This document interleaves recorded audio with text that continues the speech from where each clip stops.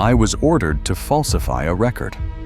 A division commander was asking for permission to retreat, and my superiors wanted that message buried. I refused. The message reached Vienna.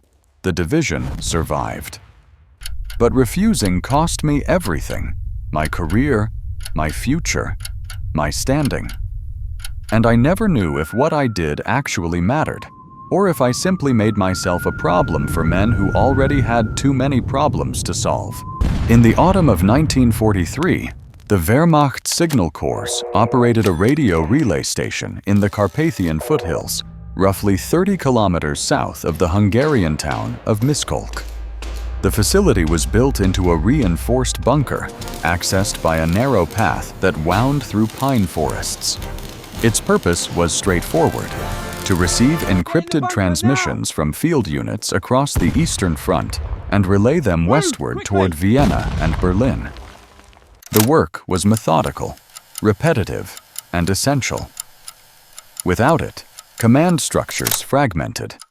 Orders became suggestions. Logistics collapsed into chaos. The technician assigned to the night shift was a man named Dieter Bachmeyer. He was 34 years old, a radio operator from Stuttgart who had been trained in pre-war communications work. He had no rank of significance, but he held the position of Obergefreiter, a senior lance corporal, which placed him above the enlisted men, but well below the officers who occupied the concrete rooms above the transmitter chamber. His hands were calloused from years of adjusting dials and soldering connections. His hearing was sharp enough to detect the subtle crackle of a failing tube before it produced audible noise. Bachmeyer had worked this station for 18 months. He knew its rhythms. He knew which operators transmitted at predictable hours. He recognized the audio signature of each outbound frequency. He understood that the relay station was not glamorous work, but it was necessary work. Every message that passed through his hands represented orders flowing downward or intelligence flowing upward. Disruption at this node would ripple outward unpredictably, but in the weeks leading up to October 1943, the traffic through the station had intensified. The Soviet autumn offensive was pressing hard against German positions in southern Russia. Requests for ammunition, fuel, and reinforcements were arriving with increasing urgency.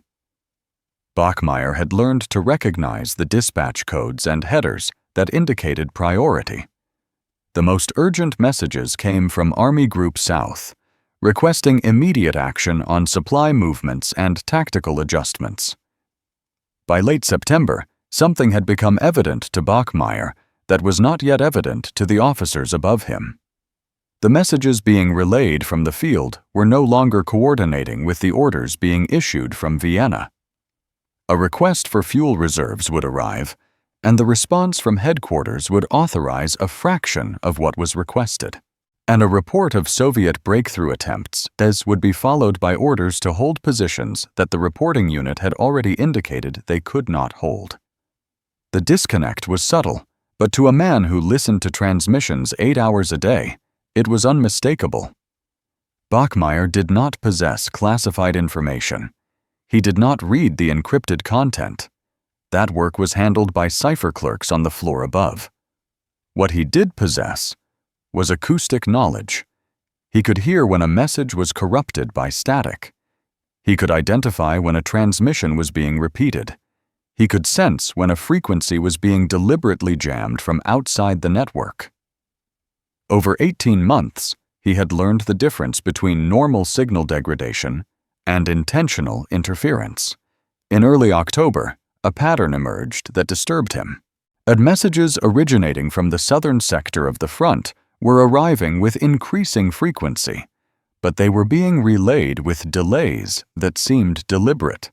Bachmeyer was responsible for the routing, not for deciding which messages to prioritize. But the standing order was simple: relay all transmissions in sequence, without delay, unless explicitly instructed otherwise by the station commander. The station commander was Hauptsturmführer Klaus Reinhardt, an SS officer attached to the Wehrmacht for signal coordination. Reinhardt was 46, a former telephone administrator from Munich who had been given military authority despite minimal field experience. He occupied the command office at the top of the bunker. His orders were relayed through a staff sergeant named Merton, who spent most of his time in the administrative area maintaining logs and schedules. Bachmeyer had never spoken directly to Reinhardt.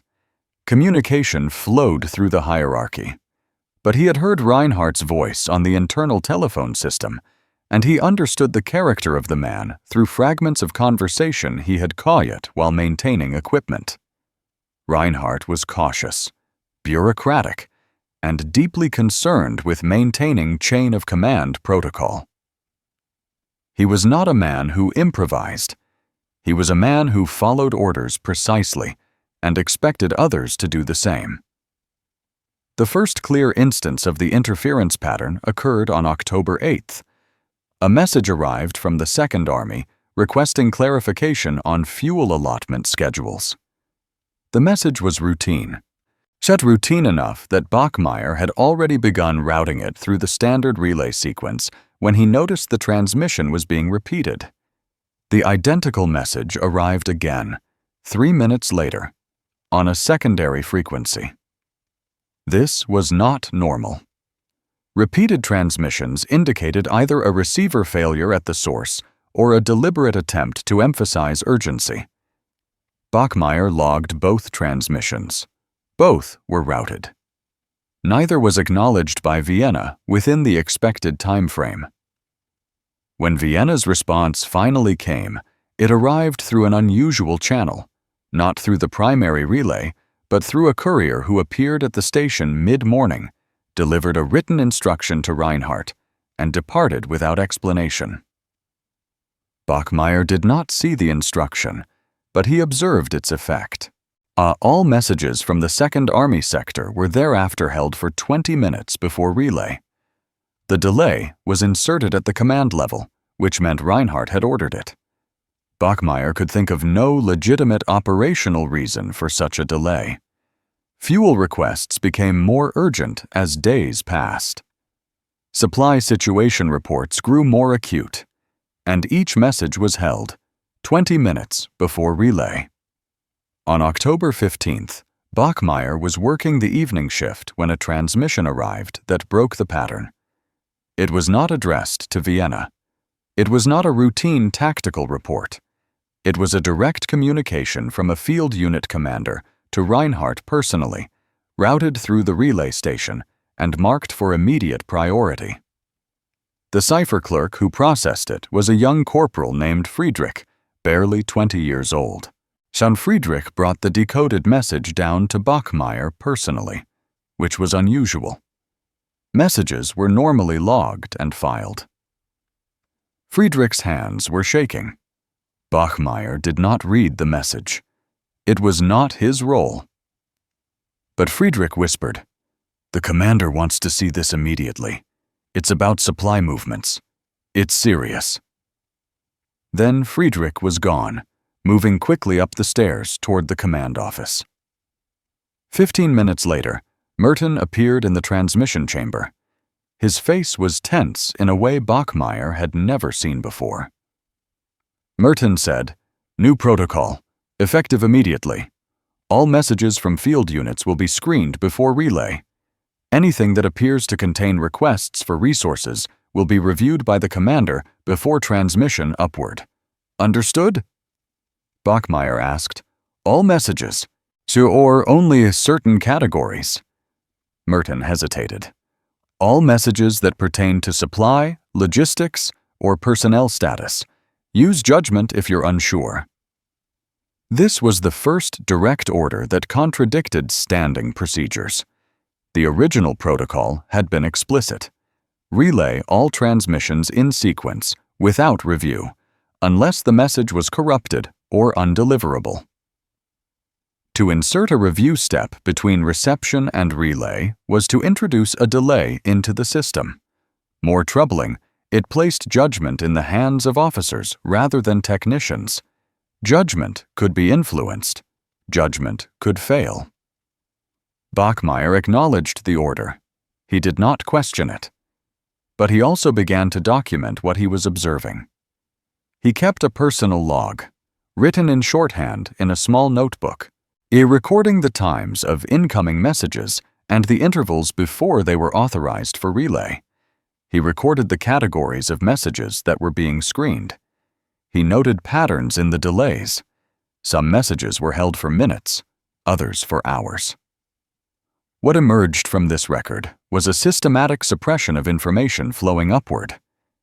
Messages describing equipment shortages were delayed.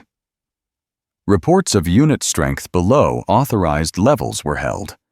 Requests for ammunition resupply were screened before relay. Meanwhile, messages flowing downward from Vienna, messages containing orders to maintain positions, to advance against stated supply capabilities, to hold ground that unit reports indicated was becoming untenable. These messages were relayed without any delay by the end of October, as the disconnect between reality at the front and the orders being issued from command had become severe. Field units were reporting Soviet attacks that they lacked ammunition to repel effectively.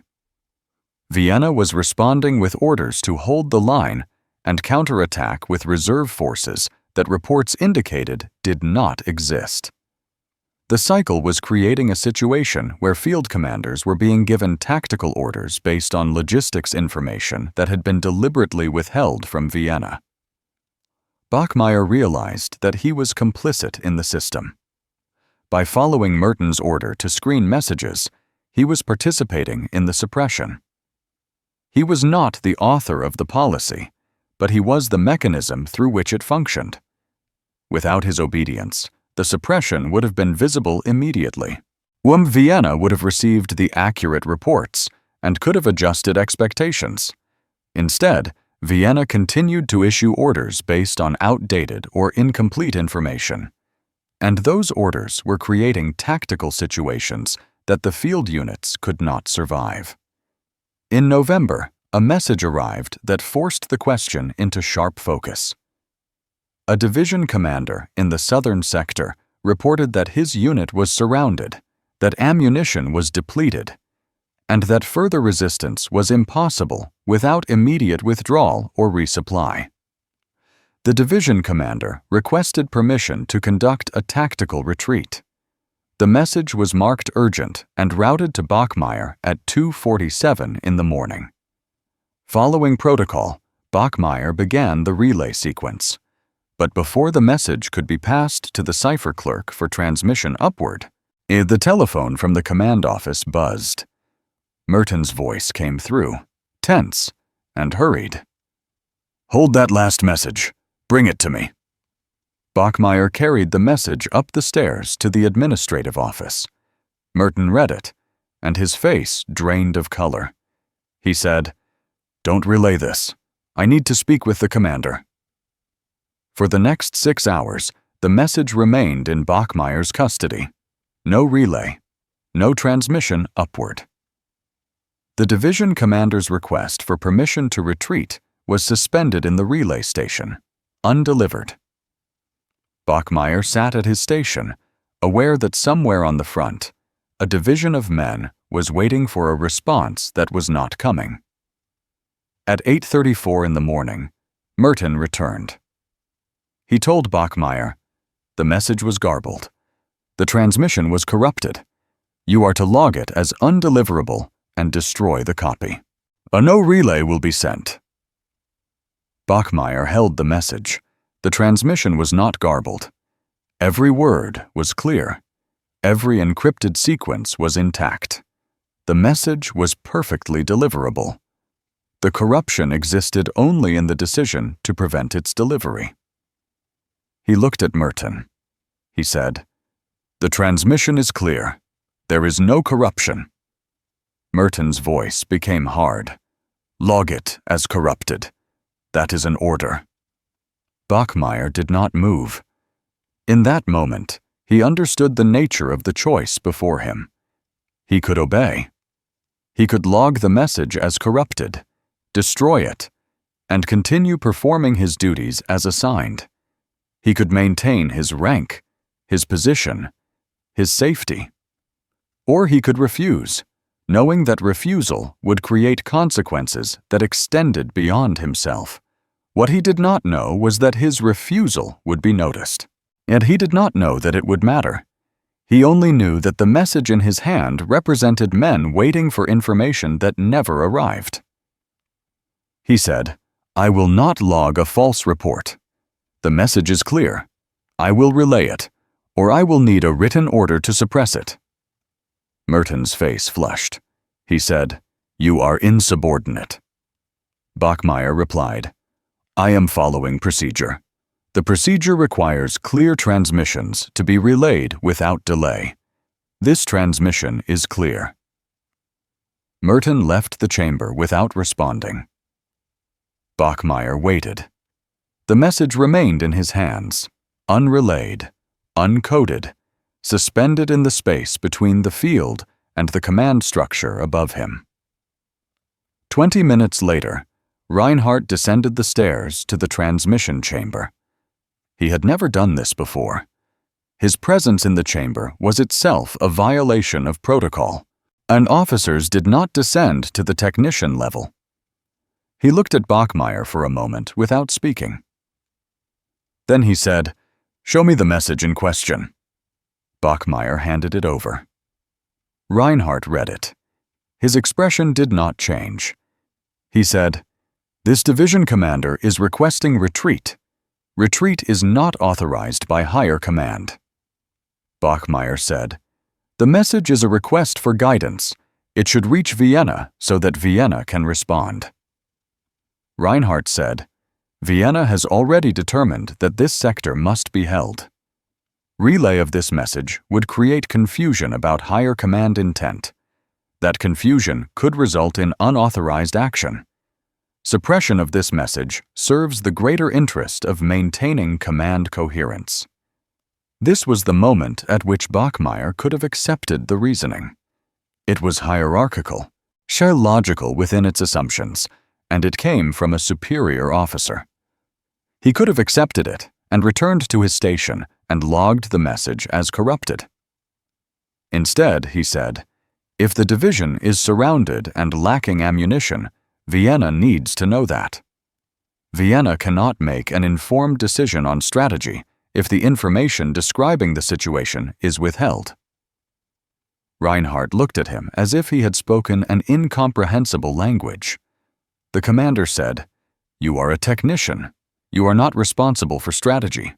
You are responsible for executing orders. I am ordering you to classify this message as corrupted and destroy it. Do you understand?" Bachmeyer understood perfectly. He also understood that this order was itself a violation of the standing protocol that governed the relay station. The protocol required all transmissions to be logged accurately. False classification would create a false record. The record would later be audited. The audit would reveal the falsification, or it might not, depending on who conducted the audit and what authority backed them. He said, "I require the order in writing." Reinhardt's jaw tightened. He said, "You are testing my authority." Bachmeyer said, "I am requesting written authorization for an action that violates the stated procedures of this station. That is not insubordination. That is verification." For a moment, they stood in the dim light of the transmission chamber, surrounded by the hum of equipment and the subtle crackle of radio noise. Reinhardt could have ordered Bachmeyer's arrest. He had the authority. He could have called the guards and had the technician removed. But that action would have created a record. It would have required explanation. It would have drawn attention to the situation Reinhardt was attempting to keep quiet. Instead, Reinhardt said, "I will document this. You will relay the message, but you will include a notation that this message contains unverified claims by a field unit and should be treated as unconfirmed tactical assessment rather than verified reporting. Is that acceptable? Bachmeyer said, I will relay the message accurately as received, without editorial notation. If Vienna requires verification, Vienna can request clarification through standard channels. Reinhardt studied him for another moment. Then the commander said, You are a difficult man, Bachmeyer. Relay the message, but understand that your career here is finished. When this war ends, if we survive, you will not be promoted. You will not advance. Your refusal to understand chain of command has been noted. Then Reinhardt climbed the stairs back to the command level, and Bachmeyer was alone in the transmission chamber. He relayed the message. The division commander's request for guidance reached Vienna at 9:16 in the morning on November 11th. The response came back within 4 hours. Vienna authorized a tactical withdrawal, contingent on establishing defensive positions along a secondary line. The division was able to conduct the withdrawal in good order. Later, when records were compiled, it was noted that this division survived its encirclement in better condition than other units in similar situations, having received timely authorization to reposition before ammunition was completely exhausted. But the consequence that concerned Bachmeyer came immediately. Within 2 days, Reinhardt issued a new order. All incoming messages would be reviewed and classified before being routed to the cipher section. The review would be conducted by a new officer, a Wehrmacht captain named Volkert, who would be stationed in the relay chamber. The standing protocol of immediate relay was formally suspended. Henceforth, all messages would be subject to security review for accuracy and appropriate classification. The change in procedure was justified on security grounds. The order stated that recent breaches of protocol had demonstrated the need for oversight to prevent the relay of unconfirmed or misleading information. Bachmeyer understood that the order was a direct response to his refusal to suppress the division commander's message. By establishing a review process, Reinhardt had created a layer of control that would prevent technicians from making decisions about which messages to relay. Captain Volkert arrived on November 15th. He was younger than Reinhardt, perhaps 35, and he had a different demeanor. Where Reinhardt was bureaucratic and careful, Volkert was direct and efficient. He reviewed the procedures with Bachmeyer, asked specific questions about message categories and relay protocols, and then established his workspace adjacent to the transmission chamber. For the first week, Volkert reviewed every message that arrived. Most were routed without delay. A few were held for clarification. It appeared that Volkert was genuinely interested in ensuring accuracy rather than suppressing information. But after 10 days, a pattern became evident. And messages describing logistical crises were being held longer than other messages. Messages containing negative assessments of tactical situations were being reviewed more carefully before relay. By early December, Volkert had effectively recreated the suppression system that Reinhardt had attempted to implement, but he had done so under the guise of a legitimate security function. The review was formal. The delays could be justified. The suppression was systematic, but not obvious. Bachmeyer observed this development but did not initially intervene. He had made his stand on the division commander's message. He had paid a price for it in Reinhardt's coldness and his knowledge that advancement was no longer possible. Another confrontation might result in his removal from the station, which would mean replacement by a technician with less commitment to the procedures. But by mid-December, the situation had deteriorated. Volkert was holding critical supply requests for days before relay. Messages describing Soviet movements were being reviewed multiple times before transmission. The system was becoming what Reinhardt had wanted it to be, a filter through which information was strained before reaching Vienna. The filter was creating a false picture of the situation on the ground. On December 19th, Bachmeyer made a decision that would alter the remainder of his war. He began to selectively relay messages in violation of Volkert's review process. When a message describing a critical ammunition shortage arrived, Bachmeyer relayed it to the cipher section immediately, before Volkert could intercept it. But when a report of Soviet breakthrough attempts reached the station, Bachmeyer began the relay simultaneously with notification to Volkert. This was deliberate insubordination. This was direct violation of the new procedure. But it was done carefully, selectively, in ways that were not immediately obvious.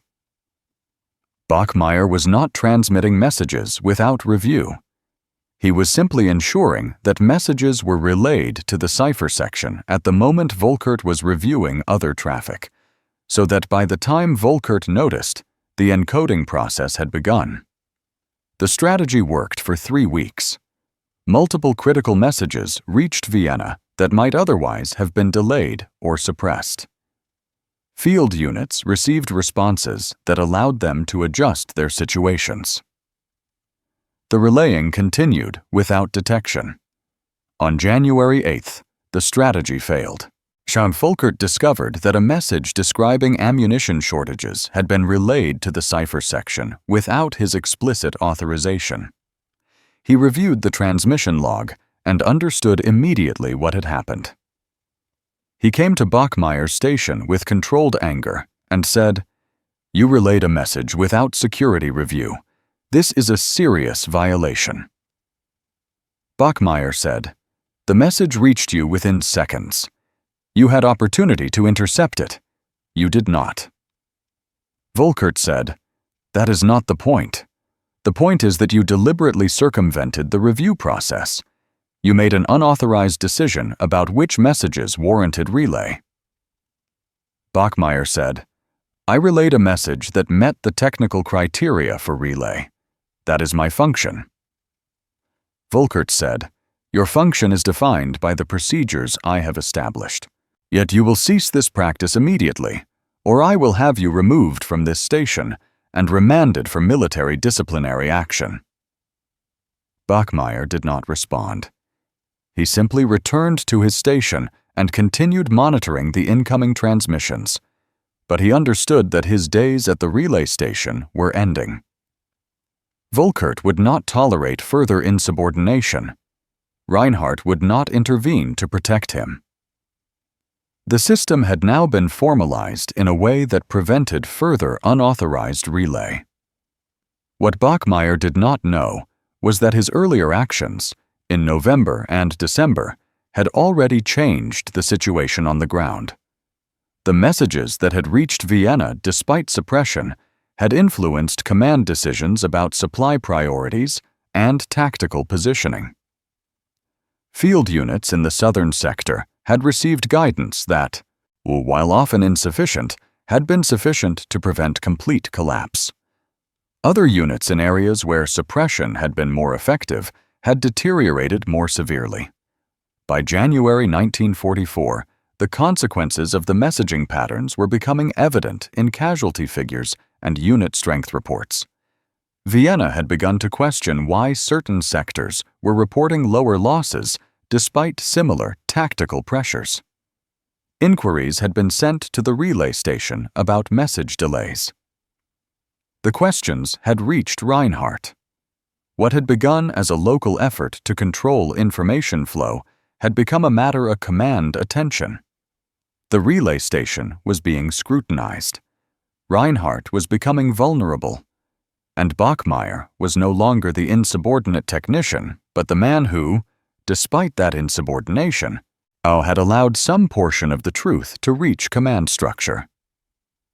On January 23rd, Bachmeyer was summoned to the command office. Reinhardt was there, and with him was a Wehrmacht officer Bachmeyer did not recognize, a major in the Signal Corps. The major did not sit down. He said, "You are aware that there has been inconsistency in the relay procedures at this station." Bachmeyer said, "I am aware that procedures have changed several times since October." The major said, Those changes were implemented to prevent unverified information from reaching command. However, it has come to the attention of my office that critical tactical information may have been delayed as a result. Vienna is concerned that this station may have been functioning improperly." Reinhardt interjected. If the procedures were established to maintain security and accuracy. If there have been delays, they were minimal and appropriate.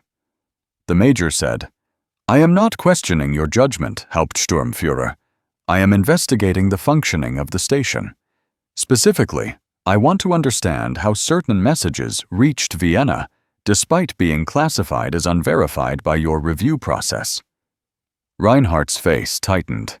He said, "All messages that reached Vienna were relayed according to procedure." The Major said, "That is precisely what I am investigating.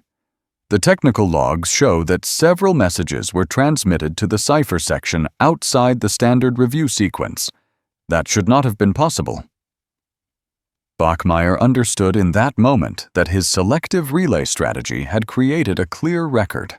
The logs showed anomalies, as the anomalies implied that either the review process had failed or that someone had deliberately circumvented it.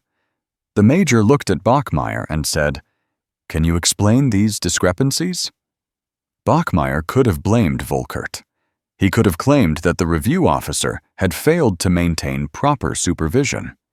He could have protected himself by shifting responsibility. Instead, he said, "Some messages were relayed before review because I determined they met the criteria for immediate relay. I take responsibility for those decisions." Reinhardt said, "The technician exceeded his authority. This will be disciplined accordingly." The Major said, "Actually, I would like to understand the basis for these decisions. Which messages were you relaying without review?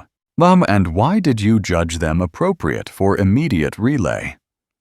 Bachmeyer described the pattern. He explained that messages describing critical tactical situations, supply shortages, and unit status had been identified as requiring immediate relay because delay could impact field unit operations. He did not say that he was attempting to circumvent suppression. He framed it as an effort to optimize the relay process. The Major listened carefully. When Bachmeyer finished, the Major said, "These decisions were probably correct. Messages describing tactical situations do require timely relay. If review is delaying such messages, the review process is creating problems rather than solving them." Reinhardt said, The review process was established to prevent the relay of unconfirmed reports that could create confusion at command level." The Major said, "Confusion at command level is preferable to lack of information at command level. If Vienna needs to distinguish between confirmed and unconfirmed reports, Vienna is capable of making that distinction. This station's function is to relay messages, not to decide what information command needs." The interrogation continued for another hour. By the end, it was clear that the Major had determined that the relay station's procedure changes had been implemented without proper authorization from the Signal Corps. Reinhardt had, in effect, created a parallel command structure to filter information. The Major was not pleased. Reinhardt was informed that the review process would be suspended. Messages would be relayed according to the original protocol, received, logged, relayed, without review at the station level. If Vienna wanted to establish message review procedures, Vienna could do so at the command level, not at the relay station. Volkert was removed from the station.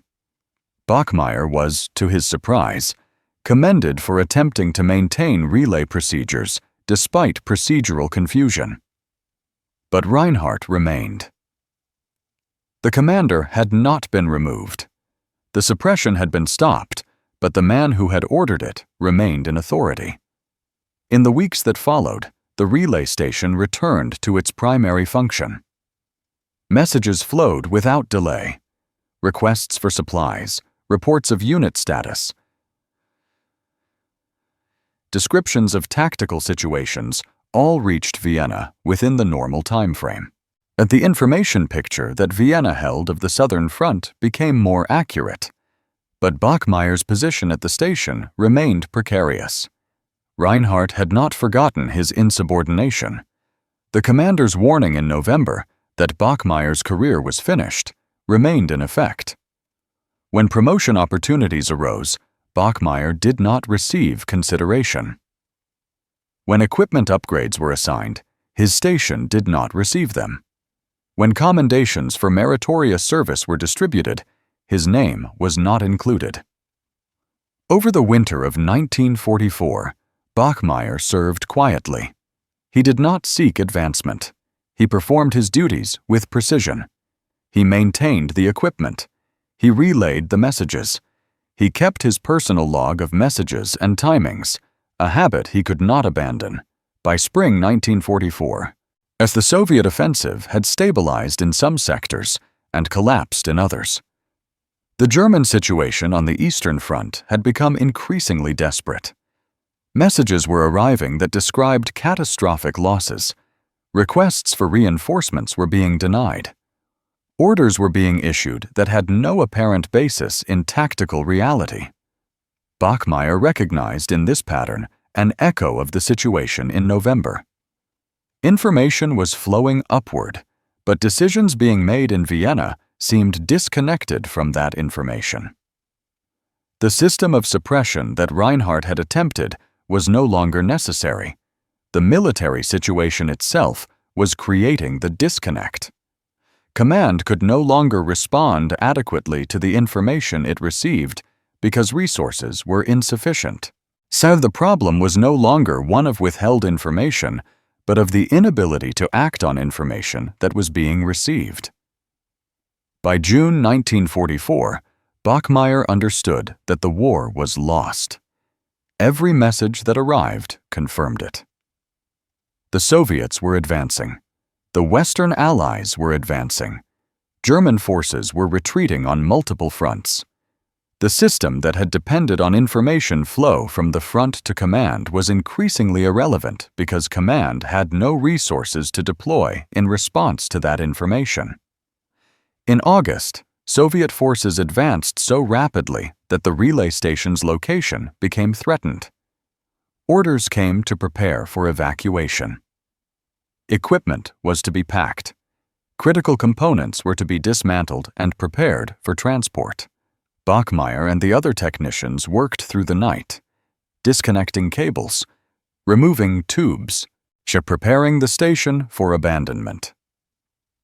Before dawn, the order came to evacuate. Reinhardt was already gone, departed with the command staff hours earlier. Merton was gone.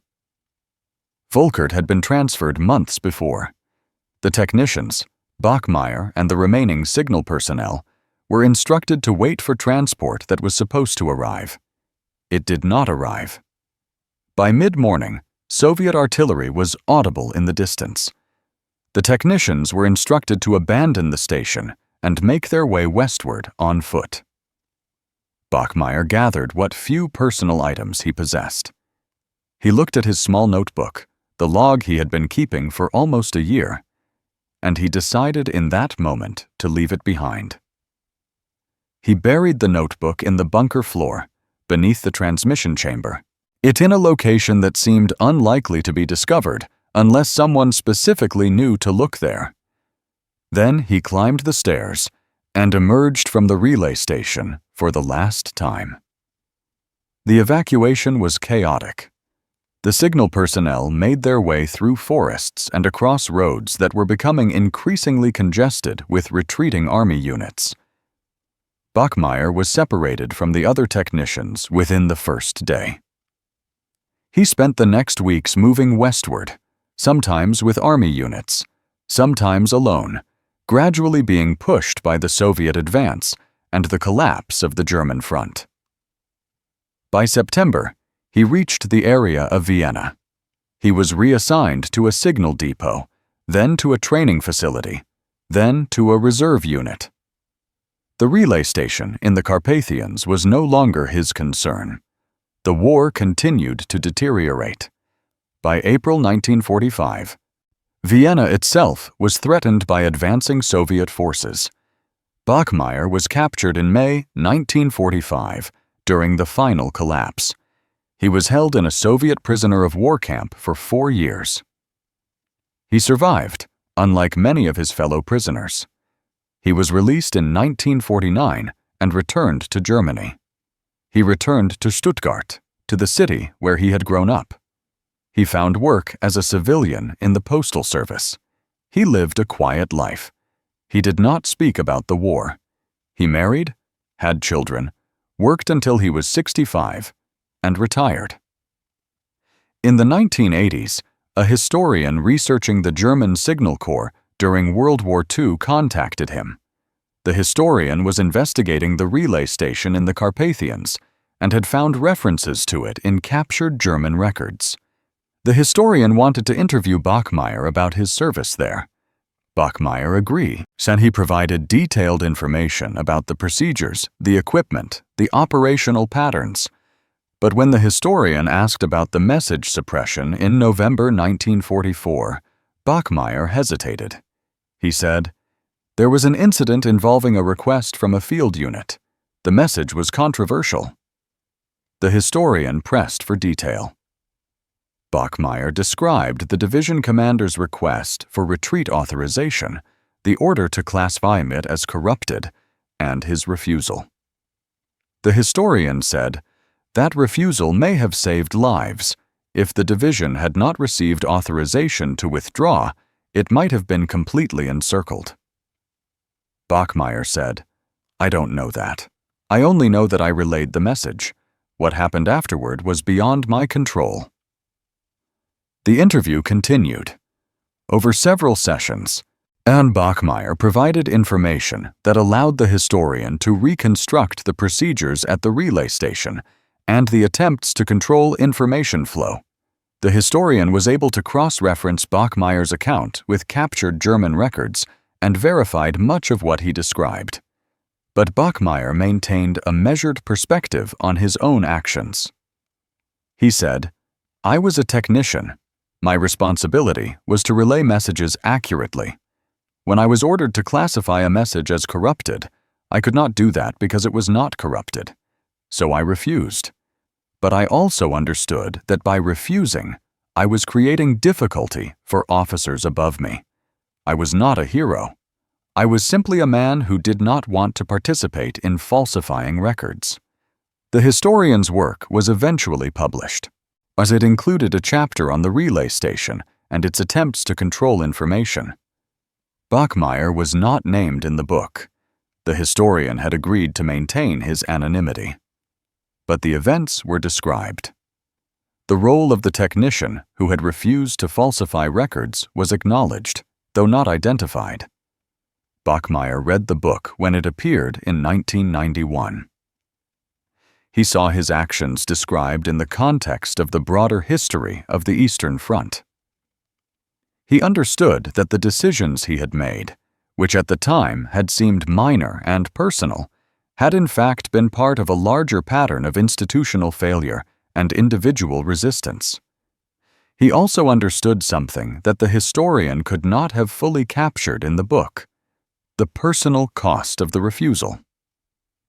Reinhardt's coldness, the knowledge that advancement was foreclosed, and the vulnerability to Volkert's threat, the quiet isolation of being known as the technician who had created problems for command. But he also understood that the alternative would have been worse. If he had falsified the record, if he had become complicit in the suppression, he would have carried that complicity forward into the rest of his life. The compromise would have been invisible to others, but it would have been visible to himself. In 1994, Bachmeyer gave an interview to a documentary filmmaker who was producing a film about lesser-known individuals in World War II. In this interview, Bachmeyer spoke more directly about his experience. He said, "The war was lost. That was evident by 1943. Many people knew it, but acknowledging it created danger. If you suggested that the situation was impossible, said you might be accused of defeatism. If you relayed information that contradicted official optimism, you might be accused of insubordination. The system was designed to protect the people in command from information that would require them to make different decisions. My role was small. I was relaying messages. But in that small role, I had the choice to participate in the system or to refuse. The interviewer asked, "Do you think your actions made a meaningful difference?" Bachmeyer said, "I think the messages reached Vienna. Whether Vienna was capable of using that information effectively is a different question. But at least Vienna had the information. That is what I could control. Whether command made different decisions, that was beyond me." He died in 2003 at the age of 94. And the relay station in the Carpathians was discovered by Soviet forces in 1945 and eventually dismantled. During the dismantling, the bunker was thoroughly searched. But the small notebook that Bachmeyer had buried in the bunker floor was not found. The location, the specific placement beneath the transmission chamber, was known only to Bachmeyer. In all likelihood, it was destroyed when the bunker was sealed, or it was removed by scavengers and lost.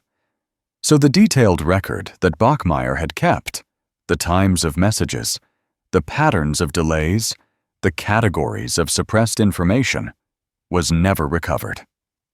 The historical understanding of the relay station is based on captured German records, subsequent testimony, and the work of historians like the one who interviewed Bachmeyer. But the core fact remains documented. At a radio relay station in the Carpathians, a technician was ordered to suppress a message. He refused. The message was relayed. The decision that the message conveyed was made at Vienna. The decision was different from what it would have been if the message had been suppressed. Those differences, accumulated across time and across the various messages that were relayed despite resistance, altered the course of the war in small ways. How small is impossible to quantify. A division that survived a retreat in slightly better condition. Tactical adjustments that were made based on accurate information rather than delayed information.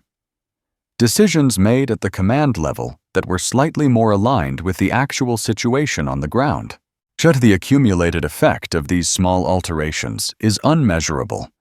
But the fact remains, a technician's refusal to falsify a record contributed to the accuracy of the information on which command decisions were made. The relay station itself is now a ruin in the Carpathian forest. The bunker is partially collapsed. The equipment is long gone. The cables that carried messages from the front to command are vanished. The technical operations that once occupied Bachmeyer's days are now only history. But the choice that Bachmeyer made, to refuse suppression, to insist on accuracy, to maintain procedures even when those procedures were being circumvented by authority, that choice endures as a small example of how individual responsibility functions within institutional systems. The relay station was a node in a system of command and control. Bachmeyer was a small part of that node, but his refusal to participate in Babsensurat